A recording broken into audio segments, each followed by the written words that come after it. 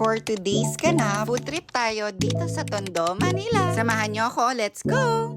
Nagkayayaan nga kami para mag-food trip dito sa Ugbo. Kasama natin sila Jay Sana, June Lloyd at si Bart. Around 7 PM nga at nakarating na tayo dito sa Tondo. Sobrang viral niya nga ngayon kaya dapat lang natin siyang matry. Una nga naming sinubukan ay itong pani puri.